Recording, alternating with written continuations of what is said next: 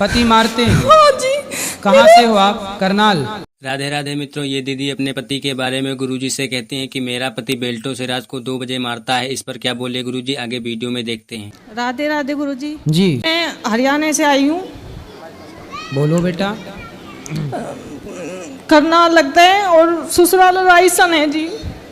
लेकिन मेरा पति मुझे बहुत मारता है। पति मारते हैं? हाँ जी। कहाँ से हो आप? करनाल। हाँ जी, जिला करनाल, गांव रायसन। रायसन। मुझे पी के बहुत मारता है और मेरे 2 लड़के हैं जो वहीं पे रह गए। तो आप यहाँ आ गए? हाँ जी। मैं तो उनको बताए कि आप यहाँ आ रहे हैं? नहीं, वो सबको पता है मैं कहाँ हूँ, लेकिन वो मुझे कह रहा है कि अब अगर तू अब गई तेरी गिट्टी में बुड़का मार के तुझे जान से मारूंगा। जब मैं वहां से भागी थी, जड्डों के दिन थे।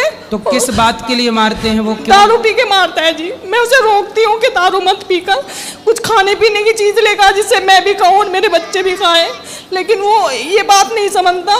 बस मुझे रात को 2 बजे के बाद मुझे बहुत मारता है और पिटबुल का कुत्ता बांध रखा था, वो खोल देता था जिससे कोई मोहल्ले पड़ोस का मुझे छुटवाने भी ना आए। पिटबुल का कुत्ता था जी, 8,000 का लिया था उसने। गंजा बेचा, उसमें भी मैंने उसका सपोर्ट करा क्योंकि मेरा धर्म तो अपने पति की रक्षा करना। लेकिन उसने मुझे बहुत मारा जी।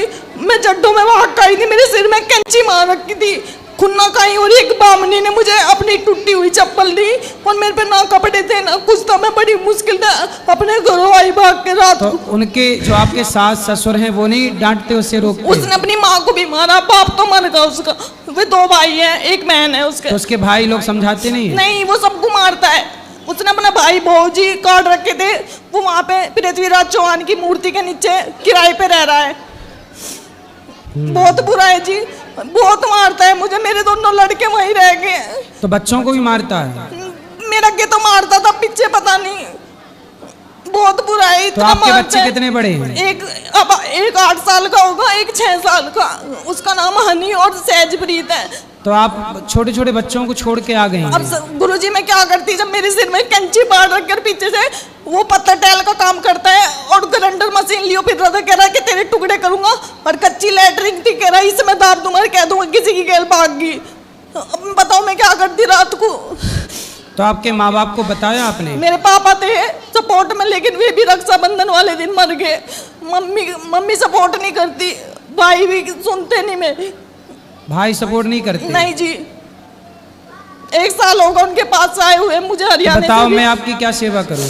गुरुजी बस वीडियो के माध्यम से यही कह रही कि जो मेरी वो वीडियो देख के ऐसा उसे करना नहीं चाहिए। पहले तो उन्होंने झोली पला के मांगा था मुझे, कह रहे 50 गज का प्लाट देंगे, ये देंगे। वहां जाके जो उन्होंने मुझे एक गुंटी और पंजेब चढ़ाई थी 12 तोले की, वो भी खोस ली। अब बताओ, ऐसे किसी गरीब की लड़की को झोली पला के मांगे और फिर उसे बहुत मारे हैं। तो मतलब आपका विवाह जब हुआ तो पहले आपको मांगा उन्होंने? हाँ जी, घरों आए थे। 2 बहन की शादी हुई थी मेरी गैल, मेरी छोटी बहन बड़े भाई तो आपको शादी के पहले पता नहीं था कि ये लड़के ऐसे हैं? शराब? नहीं जी, यूँ कहा था 2 भाई हैं और इनका मतलब पानीपत में भी खुद का प्लाट है और राजस्थान में भी अपना खुद का 250 गज का प्लाट है। ऐसा बोला था? हाँ जी। पर था नहीं? कुछ नहीं था, बस गांव में ही एक 250 गज का प्लाट है, उसमें 2 हिस्से हैं। मतलब देख लो, ऐसा होता है विवाह में फ्रॉड। इसलिए कहते हैं, पहले के लोग कहते थे विवाह करने के पहले पूरी पड़ताल करनी चाहिए, जांच करनी चाहिए कि लड़का शराब तो नहीं पीता, चरित्रहीन तो नहीं है, उसका किसी और के साथ मन चक्कर तो नहीं है, क्योंकि एक लड़की के सारी जिंदगी का सवाल है। अब देखो, इस लड़की की पूरी जिंदगी खराब कर दी उसने।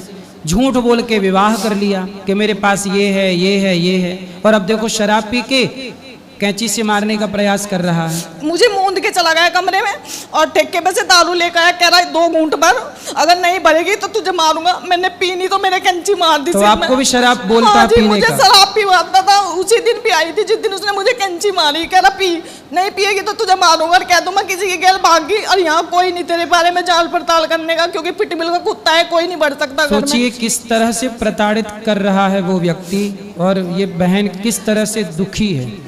2 बच्चे हैं छोटे छोटे, क्या होगा उन बच्चों का भविष्य, क्या होगा इनका भविष्य।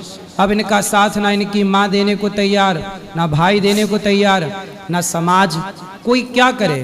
भाई पति ही साथ देगा, एक काम करो, उसको ला सकते हैं या हम समझाएंगे उसको? बिल्कुल नहीं आने का जी, वो अपनी अपनी चलावे, हरियाणा वाले किसी की नहीं सुनते, अपनी अपनी चलावे।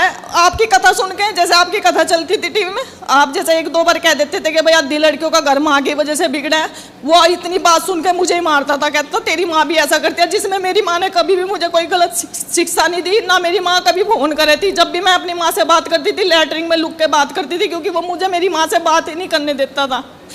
कभी भी मेरा पापा मेरा सिंधारा लेके गया तो चोरी था, आवे था चोरी तो मैं कथा में ये भी तो बोलता हूँ कि पत्नी का सम्मान करना चाहिए, तो वो वाली बात नहीं सुनता। ये बात नहीं सुनता था, बस जो चुगली की बात हो रही थी वो सुन के मुझे ही मारा था बस जी।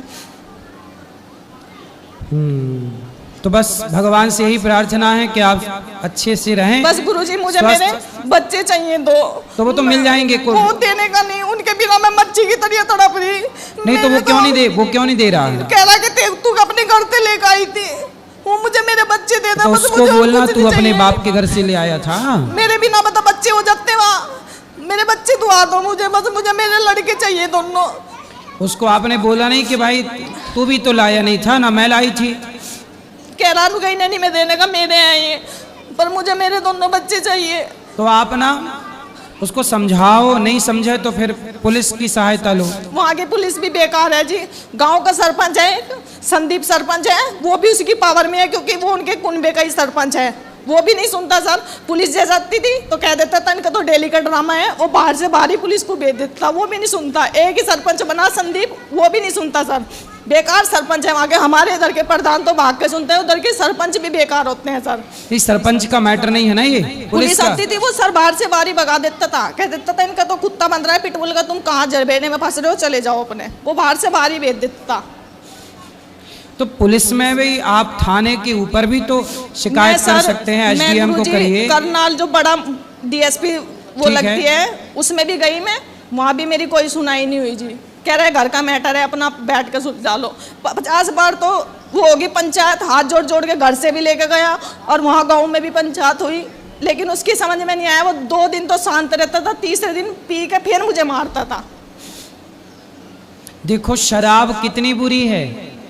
शराब का विरोध हम लोग करते हैं तो बॉलीवुड के लोग, कुछ न्यूज वाले हम लोगों को कहते हैं कि आप संतों का ही विरोध करने लगते हैं। जबकि सोचिए बॉलीवुड के लोग क्या कहते हैं कि शिव जी पे दूध क्यों चढ़ाते हो, गरीब में बांट दो।